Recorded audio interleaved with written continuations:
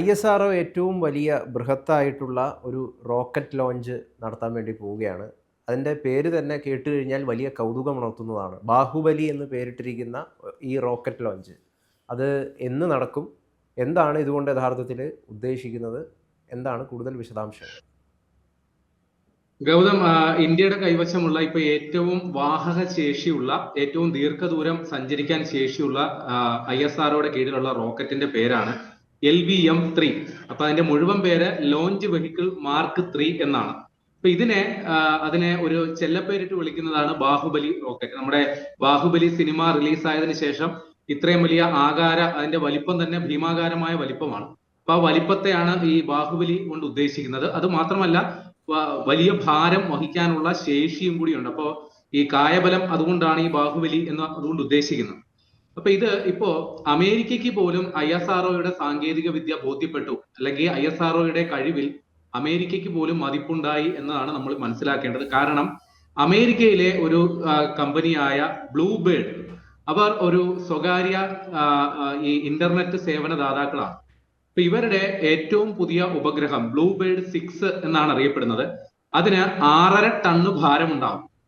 അപ്പൊ 6.5 ടൺ ഭാരം വരുന്ന വളരെ റിസ്ക് പിടിച്ച ഒരു വിക്ഷേപണ ദൗത്യം, ഇത്രയും ഭാരമേറിയ ഒരു സാറ്റലൈറ്റ് നമ്മുടെ ബഹിരാകാശത്ത് എത്തിക്കുക എന്ന് പറഞ്ഞു കഴിഞ്ഞാൽ അതിന് തക്കതായ സാങ്കേതിക വിദ്യയും പ്രാഗൽഭ്യവും അത് വിക്ഷേപിക്കുന്ന ഏത് ഏജൻസിയാണോ വിക്ഷേപിക്കുന്നത് അവർക്ക് ഉണ്ടാകണം എന്നാണ് നമ്മൾ മനസ്സിലാക്കേണ്ടത്. അപ്പൊ ഈ ബ്ലൂബേർഡ് എന്ന് പറയുന്ന അമേരിക്കൻ കമ്പനി അമേരിക്കയിൽ മറ്റ് കമ്പനികൾ ഇല്ലാഞ്ഞിട്ടല്ല. ഇപ്പൊ സ്പേസ് എക്സോ, ബ്ലൂ ഒറിജിനോ അതേപോലുള്ള സ്വകാര്യ ഏജൻസികൾ അവിടെ ഉണ്ട്. അതൊന്നും ഇല്ലാഞ്ഞിട്ടല്ല, അവർ നേരെ ISROയെ ആശ്രയിക്കുന്നു. അപ്പൊ അവരുടെ ഈ ബ്ലൂബേർഡ് 6 എന്ന് പറയുന്ന പുതിയ സാറ്റലൈറ്റ് അത് വരുന്ന ഡിസംബർ 15-ന് വിക്ഷേപിക്കാനായിട്ടാണ് നമ്മുടെ സതീഷ് ധവാൻ സ്പേസ് സെന്റർ, ശ്രീഹരിക്കോട്ടയിലെ സതീഷ് ധവാൻ സ്പേസ് സെന്ററിൽ നിന്ന് വരുന്ന ഡിസംബർ 15-ന്, കാലാവസ്ഥ അനുകൂലമാണെങ്കിൽ, മറ്റ് സാങ്കേതിക തകരാറൊന്നും ഇല്ലെങ്കിൽ ഡിസംബർ 15-ന് വിക്ഷേപണം നടത്താനായിട്ടാണ് പദ്ധതി ഇട്ടേക്കുന്നത്. അപ്പൊ ഈ ബാഹുബലി എന്ന പേര് തന്നെയാണ് ഈ നമ്മുടെ ബ്ലൂബേർഡ് 6-നെ ISROയിലേക്ക് അടുപ്പിച്ചത്. കാരണം ഈ LVM എന്ന് പറയുന്ന ഈ റോക്കറ്റിന് 8,000 മുതൽ, അതായത് 8 ടൺ മുതൽ നമ്മുടെ 10,000 കിലോ വരെ ബഹിരാകാശത്ത് എത്തിക്കാനുള്ള ശേഷിയുണ്ട്.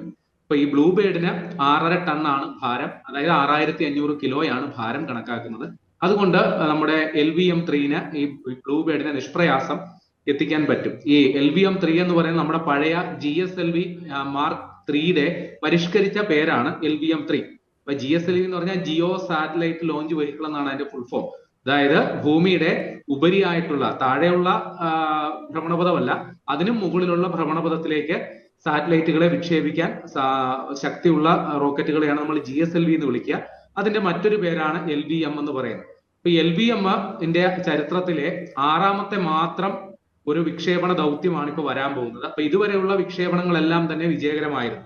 കഴിഞ്ഞ 2019 ജൂലൈ 22-ന് ചന്ദ്രയാൻ 2 അതിനെ വിക്ഷേപിച്ചുകൊണ്ടാണ് ഈ LVM-3 നമ്മൾ ആദ്യമായി ഉപയോഗിച്ചത്. ആ വിക്ഷേപണവും മറ്റു കാര്യങ്ങളൊക്കെ വിജയകരമായിരുന്നു. പക്ഷേ ചന്ദ്രയാൻ 2 എന്ന് പറയുന്നത് കമ്മ്യൂണിക്കേഷൻ സാറ്റലൈറ്റ് ആണോ വിക്ഷേപിക്കുന്നത്? ഒന്നുകൂടി, കമ്മ്യൂണിക്കേഷൻ സാറ്റലൈറ്റ് ആണോ വിക്ഷേപിക്കുന്നത്? ഈ ബ്ലൂബേർഡ് എന്ന് പറയുന്ന കമ്പനി ഒരു സ്വകാര്യ ഇന്റർനെറ്റ് സേവന ദാതാവാണ്. അപ്പൊ ഇവര് ഉദ്ദേശിക്കുന്നത് ഏറ്റവും മികച്ച ബ്രോഡ്ബാൻഡ് സേവനം, അത് മൊബൈൽ ഫോൺ ഉപയോഗിക്കുന്ന ആൾക്കാർക്ക് മുതൽ വിവിധ സർക്കാർ ഏജൻസികൾക്ക് മുതൽ സ്വകാര്യ കമ്പനികൾക്ക് വരെ ലഭ്യമാക്കുക എന്നുള്ളതാണ് ഇവർ ഉദ്ദേശിക്കുന്നത്. ഇവരെ പ്രധാനമായിട്ടും അമേരിക്കയിലുള്ള മറ്റ് കമ്പനികൾക്കുമാണ് സേവനം നൽകാനായിട്ട് ഉദ്ദേശിക്കുന്നത്. ഇപ്പൊ ഇവരുടെ 1 മുതൽ 5 വരെയുള്ള സാറ്റലൈറ്റുകൾ ഇതിനോടകം തന്നെ ഭ്രമണപഥത്തിലുണ്ട്.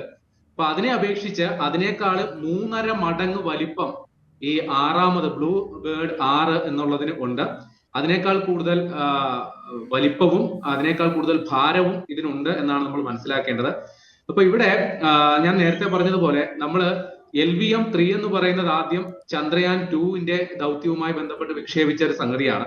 അതിനുശേഷം ഒക്ടോബർ 23-ന് OneWeb എന്ന് പറയുന്ന സ്വകാര്യ കമ്പനിക്ക് വേണ്ടിയിട്ടാണ് ആദ്യമായി ഒരു വാണിജ്യ വിക്ഷേപണം നമ്മുടെ ISRO LVM-3-ൽ നടത്തിയത്. ഈ OneWebന് വേണ്ടി 2 തവണ ഉപയോഗിക്കപ്പെട്ടു. അങ്ങനെ 36 സാറ്റലൈറ്റുകൾ, ഏകദേശം 6000 കിലോ ഭാരവും വരുന്ന 36 സാറ്റലൈറ്റുകളാണ് വൺ വെബ് സാറ്റലൈറ്റ് എന്ന് പറയുന്ന സ്വകാര്യ കമ്പനിക്ക് വേണ്ടിയിട്ട് ISRO ശൂന്യാകാശത്ത് എത്തിച്ചത്.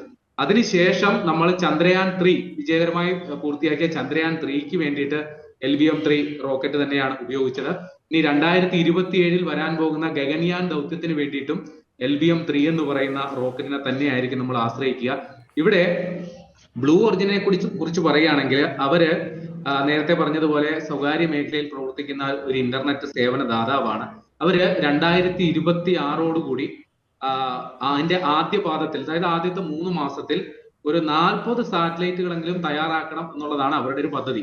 അങ്ങനെ മാസത്തിൽ 1-2 വിക്ഷേപണം നടത്തുക എന്നുള്ളതാണ് അവർ ഉദ്ദേശിക്കുന്നത്. 2026 അവരുടെ മൊത്തം സാറ്റലൈറ്റുകളുടെ എണ്ണം ഒന്നെങ്കിൽ 40 മുതൽ 60 വരെ സാറ്റലൈറ്റുകൾ വേണമെന്നാണ് അവർ പദ്ധതി ഇടുന്നത്. അപ്പൊ ഇതെല്ലാം ഉറപ്പായിട്ടും വിക്ഷേപിക്കാനായിട്ട് ചുമതലപ്പെടുത്തുക ISROയോ അല്ലെങ്കിൽ അതിന് സമാനമായ മറ്റു പല ഏജൻസികളോ ആയിരിക്കും എന്നുള്ളതാണ് നമ്മൾ മനസ്സിലാക്കേണ്ടത്. ഇതിനോടകം തന്നെ ബ്ലൂ ഒറിജിന്റെ ഇത്രയും കേമനായിട്ടുള്ള ഒരു സാറ്റലൈറ്റ് കപ്പൽ മാർഗം നമ്മുടെ ശ്രീഹരിക്കോട്ടയിൽ എത്തിച്ചു കഴിഞ്ഞു. അത് നമ്മുടെ റോക്കറ്റുമായി കൂട്ടി ഇണക്കി കഴിഞ്ഞു. ഇപ്പോൾ അതിന്റെ അവസാനവട്ട സാങ്കേതിക പരിശോധനകൾ നടക്കുകയാണ്. എല്ലാ പരിശോധനകളും പൂർത്തിയാക്കി ഇത് താമസിയാതെ ലോഞ്ച് പാഡിലേക്ക് മാറ്റും. അതിനുശേഷം ഇതിന്റെ കൗണ്ട് ഡൗൺ അടക്കമുള്ള കാര്യങ്ങൾ നിർവഹിക്കാനുണ്ട്. കാലാവസ്ഥ അനുകൂലമാണെങ്കിൽ നേരത്തെ പറഞ്ഞതുപോലെ ഡിസംബർ 15-ന് ഈ വിക്ഷേപണം നടക്കും എന്നാണ് മനസ്സിലാക്കേണ്ടത്. അപ്പൊ ഞാൻ നേരത്തെ പറഞ്ഞതുപോലെ അമേരിക്കയിൽ നിന്ന് ഒരു കമ്പനി ഇന്ത്യയെ തേടി വരുന്നു എന്നുള്ളത് തന്നെയാണ് ഈ വാർത്തയുടെ ഹൈലൈറ്റ്. അത്രയും ദൂരം താണ്ടി അവരുടെ സാറ്റലൈറ്റ് ഇവിടെ കൊണ്ടുവന്ന് ഏൽപ്പിക്കുന്നതിന് 2 കാരണങ്ങളുണ്ട്. ഒന്ന്, ISRO സമീപകാലത്ത് ആർജിച്ച വിശ്വാസം, അവര് ഇതുവരെ നേടിയ ചരിത്ര നേട്ടങ്ങൾ. 2, ചെലവ്. മറ്റ് ബഹിരാകാശ ഏജൻസികളെ അപേക്ഷിച്ച് ചെലവ് വളരെ കുറഞ്ഞ രീതിയിൽ ISROയിൽ നിന്ന് സാറ്റലൈറ്റ് വിക്ഷേപിക്കാൻ സാധിക്കും എന്നുള്ള ഒരു സംഗതിയുണ്ട്. മറ്റ് ബഹിരാകാശ ഏജൻസികളെ അപേക്ഷിച്ച് ഇവിടെ വിജയ ശതമാനം വളരെ കൂടുതലാണ് എന്നുള്ളതും ISRO പല കമ്പനികളെയും പ്രേരിപ്പിക്കുന്നുണ്ട്. ഏതായാലും ബ്ലൂ ബേർഡ് എന്ന് പറയുന്ന ഈ കമ്പനി അതൊരു തുടക്കമാകട്ടെ. മറ്റു പല കമ്പനികളും ISROയെ തേടി വരും. അമേരിക്കയ്ക്കും ISROയെ ബോധിച്ചു എന്നറിയുന്നത് നമ്മളെ സംബന്ധിച്ച് അഭിമാനിക്കാവുന്ന സംഗതിയാണ്. ഏതായാലും ഡിസംബർ 15 വരെ കാത്തിരിക്കാം നല്ല വാർത്തകൾക്കായിട്ട്.